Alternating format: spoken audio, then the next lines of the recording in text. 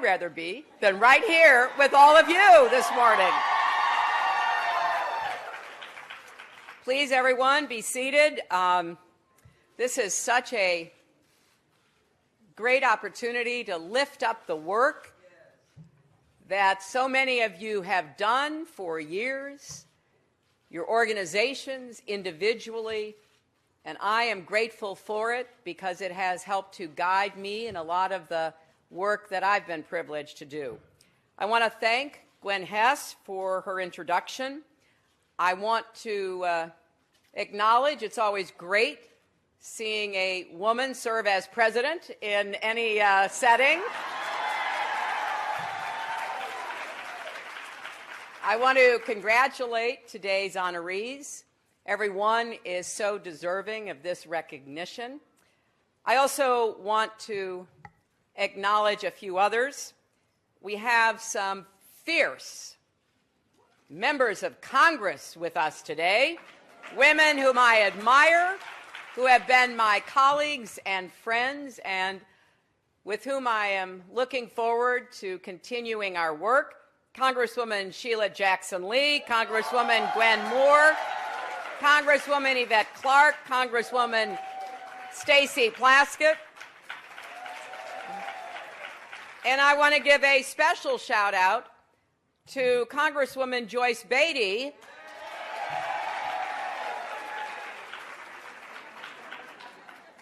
when I saw Joyce recently, she said, "Well, you are coming, aren't you?" And I said, "I'm working hard to get it set." And I am so proud that it did work out. And I thank Joyce for that extra push. I also want to acknowledge someone who had such a profound effect on my life in every way, someone whom I admire and love, Marian Wright Edelman.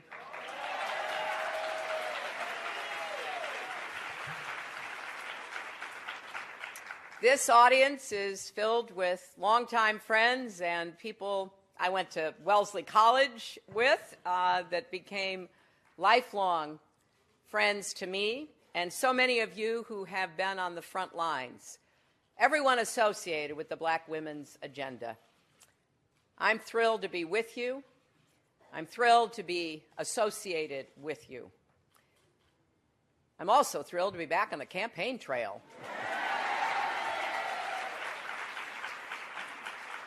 As the world knows, I was a little under the weather recently. The good news is my pneumonia finally got some Republicans interested in women's health.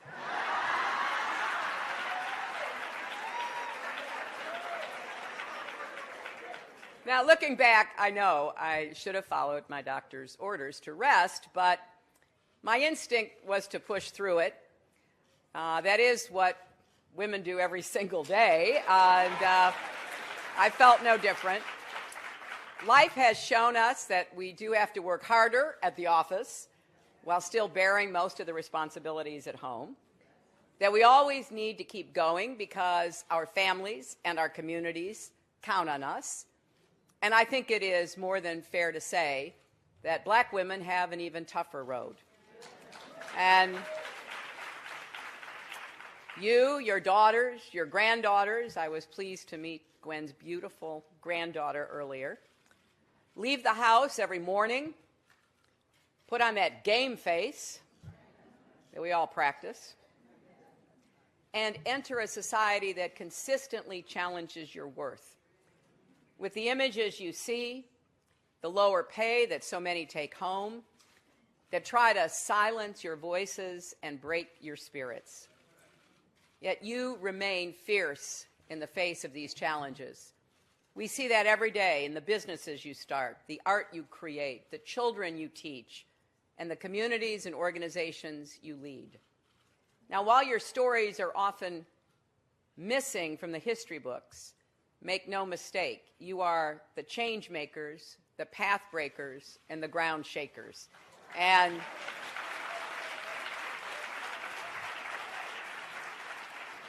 you are proof that, yes, indeed, Black girl magic is real.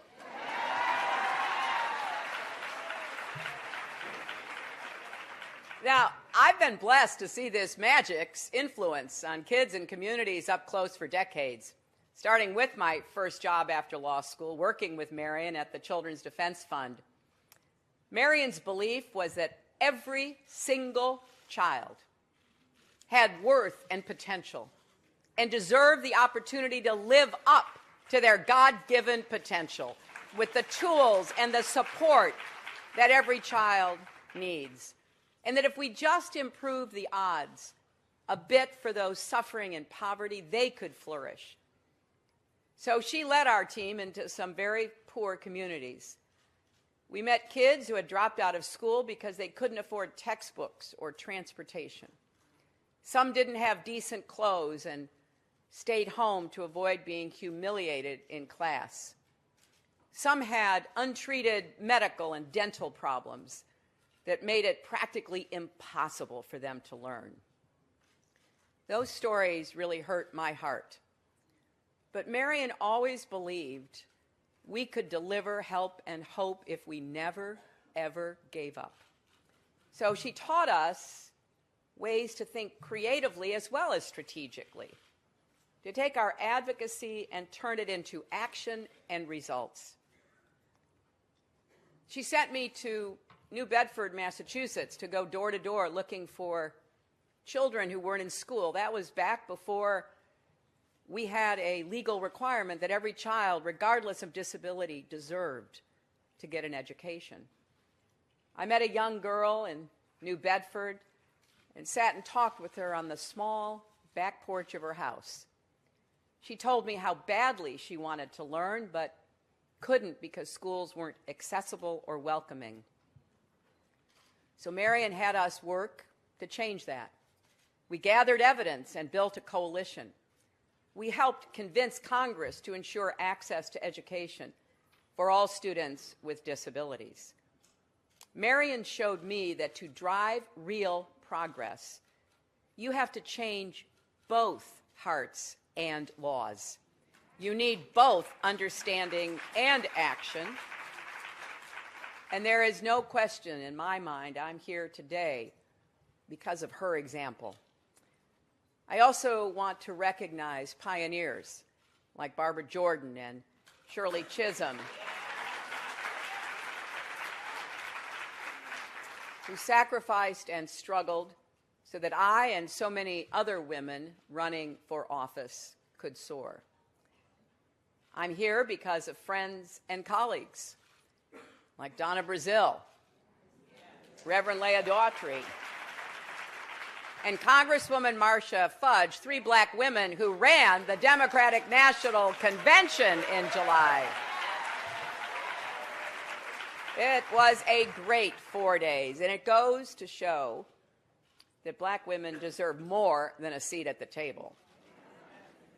It's past time you had a fair chance to run the meeting. And let's be clear, I would not be the Democratic nominee for President of the United States were it not for black women like all of you who made noise at the polls this year in support of our campaign, who did surrogate events, went to barbershops and beauty salons and cafes, got on local radio and local TV to make the case. We've come far together.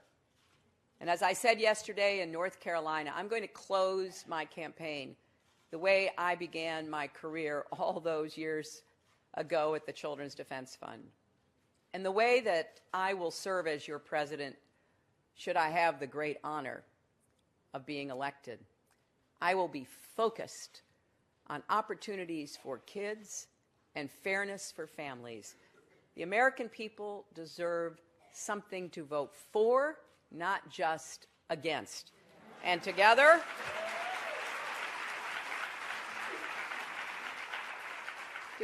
we will make this a freer, fairer, and stronger nation. We're going to fight for the parents struggling to balance family and work, push for affordable child care, paid family leave, and yes, finally, equal pay for all women. We'll fight for the young girls who want a fair chance in life, which is why we'll make universal pre-K available so that every child, no matter what they look like or where they live, can rise up and be prepared to fulfill their academic destiny. We're also going to do a lot to emphasize STEM education, particularly for girls and women, and I thank the agenda for making that a priority.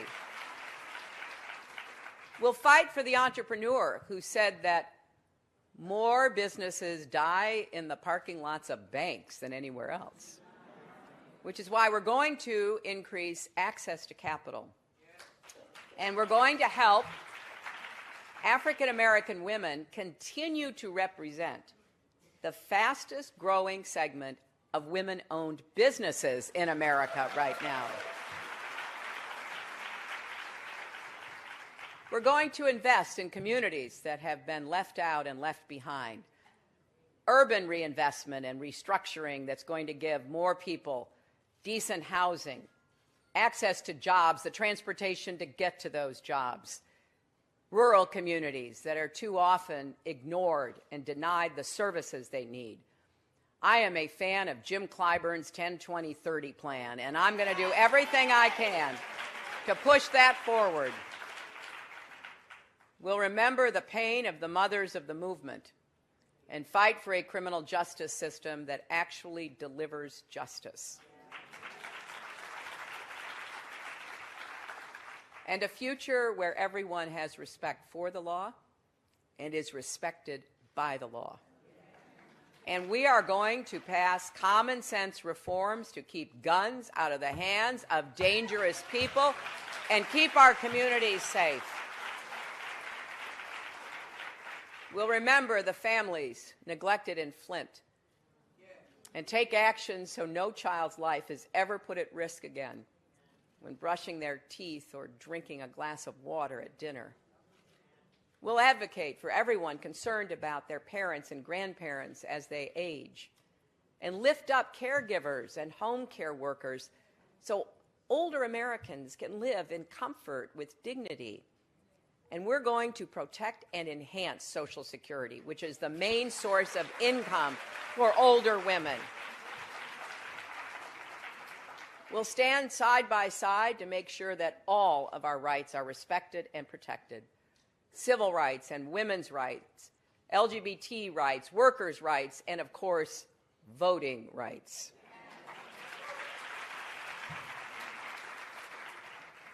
We are coming together at a pivotal moment for our country.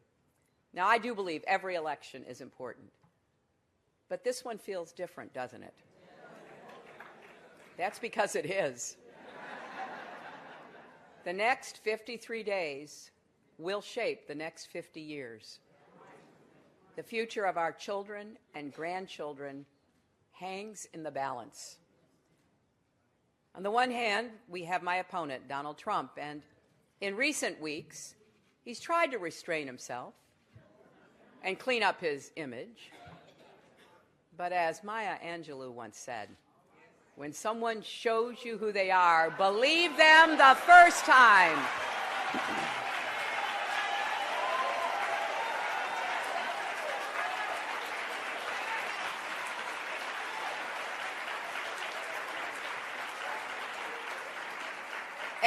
And we know who Donald is.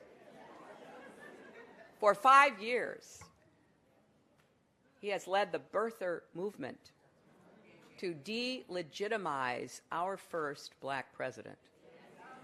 His campaign was founded on this outrageous lie. There is no erasing it in history.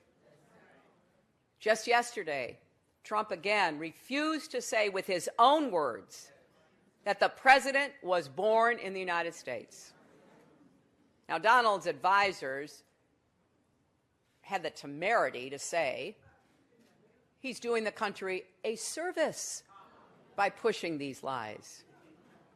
No, he isn't. He is feeding into the worst impulses, the bigotry and bias that lurks in our country. Barack Obama was born in America, plain and simple, and Donald Trump owes him and the American people an apology.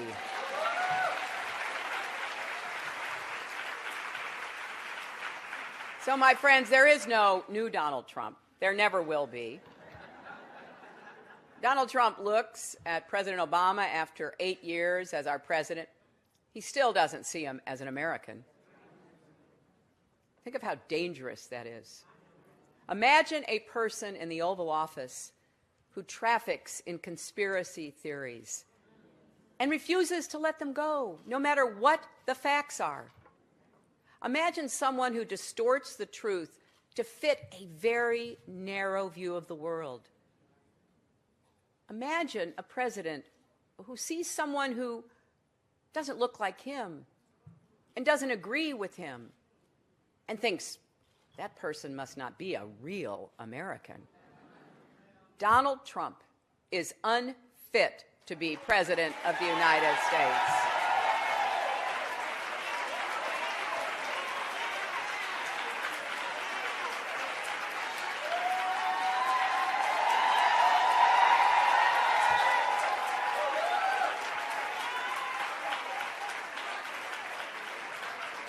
We cannot become insensitive to what he says and what he stirs up. We can't just accept this. We've got to stand up to it. If we don't, it won't stop. In addition to the president, Donald Trump looks at a distinguished federal judge, born in Indiana, and he sees a Mexican, not an American. He looks at a Gold Star family and sees them as Muslims, not patriotic Americans. He looks at women and decides how our looks rate on a scale of 1 to 10. I look at America. I see everyone. I see our great diversity, which is one of our core strengths, not our burden. We know who Donald Trump is. Now it's time for our country to show who we are and reject his divisive vision. That's why this election is so important. As Michelle Obama said at the Democratic Convention, when we go to the polls in November, the real choice isn't between a Democrat or a Republican. It's about who will have the power to shape our children's lives for the next 4 years. It's also about the kind of country we want to be and what we want to leave behind for future generations. We are at our best when every person gets to share in our nation's promise, contribute to our progress. Stronger Together is not just a campaign slogan. It is the guiding principle for the future we need to build. So Americans, we need to ask ourselves, are we going to make our economy work for everyone or just for those at the top? Are we going to bring people together or pit Americans against each other and rip our country apart? Are we going to work with our allies to keep us safe? Or are we going to put a loose cannon in charge who would risk everything that generations of Americans have worked so hard to build? Now, in many ways, this profound choice is up to the women in this room. African American women turned out to vote more than any other group of Americans in 2012.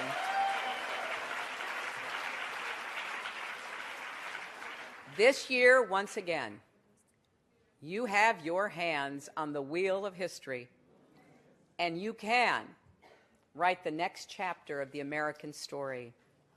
Keep up the great work with your 4 for 4 campaign. Make sure we get as many people registered and then to the polls as we possibly can. People say to me all the time, I don't know what to do about Trump and his supporters and the things he says and inciting violence and all of the terrible activities that are happening this election year. Well, here's what we can do. Let's reject the cynicism, the bullying, the divisive rhetoric that my opponent uses to make us afraid of each other, afraid of our differences, afraid of our future. I know that all of us in this room are ready to stand up against this, to rise up for our families, our communities, but most importantly, to show up at the polls this November.